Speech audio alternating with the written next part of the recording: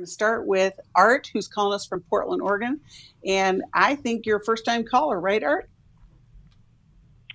Yes, I am. Oh, great. Well, we're glad you're with us. How can we help you today? Yeah, I've just been struggling a lot because I get really depressed, and for a long time I considered myself a confirmed and empowered atheist. I didn't believe in God. I didn't believe in anything. Mm-hmm. I was very,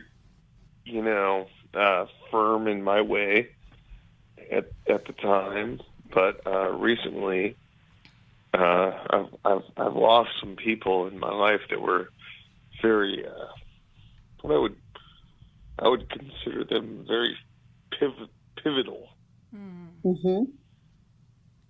and they are no longer with me. Mm. And one of them was my grandmother, who was basically my second mom. Mm-hmm. And the other was a woman. Of course, you gotta bring the love life into it. Mm-hmm.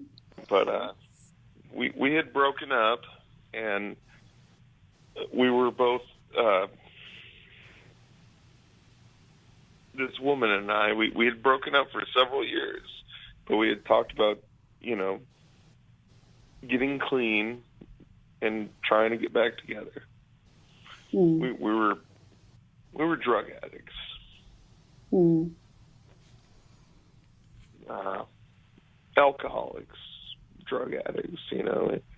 We used not all the time, but we would do drugs and drink and party and all that stuff, that you do in your 20s and early 30s. And one day she died.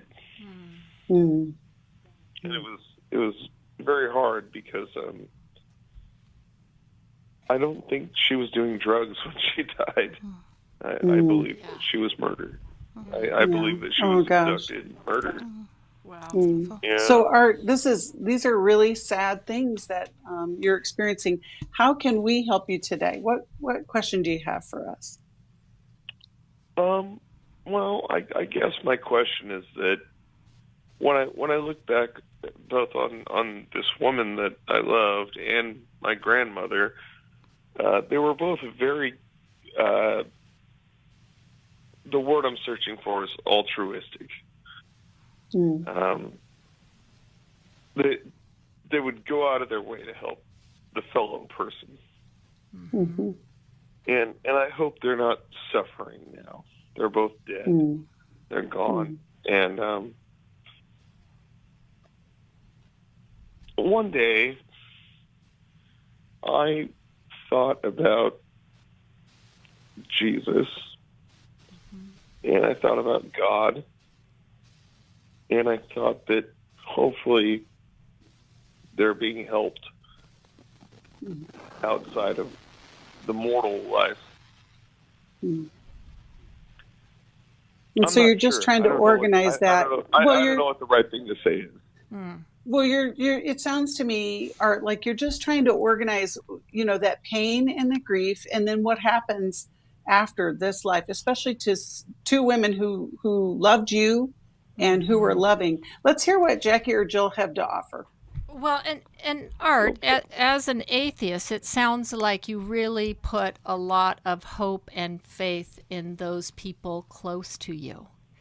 And now that those people are gone, it's like you are looking at what next. And it's interesting that Jesus came to mind for you, someone as someone who has been an atheist, right? Because when we lose people, when they're no longer with us physically, right? That does make us think of our own mortality, and that really none of us can save ourselves. Yeah, right? And Art, I also heard some care and concern for them in the afterlife, right? Yes. It sounds like there's a hope that this Jesus we talk about is real, and that this heaven is real, and that to be absent in the body is to be present with the Lord, and that they are resting. And you know, in our church we hear the pastor say there'll be no more tears, no more crying. No more It's the land of teeth, no more, right? And so there's no more pain, no more sorrow, no more heartache, no more tears. And so I also hear you asking, is it possible that that is real and true, and that that's where these people you love so much have gone to? Does that resonate for you, Art? Oh, it definitely. I'll tell you what. Okay, let me build a timeline very quickly. Well, speaking of timeline, we're on a really tight one on the radio, and so we don't want to lose you. Okay, we want to make sure that we get a chance to help you. Okay, so it was 2 days before Christmas was when my love, my girl, was found dead. Was it this past Christmas, Art? It was December 23rd, and then I took time off work for a place that I'd worked for 6 years, construction, and I came back to work for 2 weeks, and I was such in an emotional state, and then they let me go. I got fired because I was just out of my mind. Yeah. And then within 6 weeks, my grandma died. Oh. She was very healthy. Yeah. She got COVID, and then she died. I talked to her the day before she went to the hospital, and then 2 days later, my grandma was dead. And, you know, so I've just been trying every single day since then to rebuild. And, but I'll tell you what, something happened. Something changed. I felt the power of the Almighty. Wow. Amen. I felt something change in me. I'm sorry. No, it's okay, Art. This is what happens when we come to these realities of life where we don't, we won't live this life on this side of heaven. But then when we're faced to this reality and you have this experience, it's pretty powerful. And, Art, there's a process of healing grief that can grow our connection with the Lord, even if you've never, you've had this experience. And I just think it's powerful that you reached out to us and asked for some insight. And I want to offer to give you, we're going to send you a copy of the Life Recovery Bible. That would be one thing. But I also want to send you a copy of the Grief Recovery Workbook as well, because I think when we're in these really tender places in our life, it's an opportunity for us to find healing for many things, not just the thing that we're dealing with right now. And I would ask our audience to pray for Art, and Art, just hold on, and we're going to get you connected with some help. And even a life recovery group could help you in this process of healing. You're going to need people around you.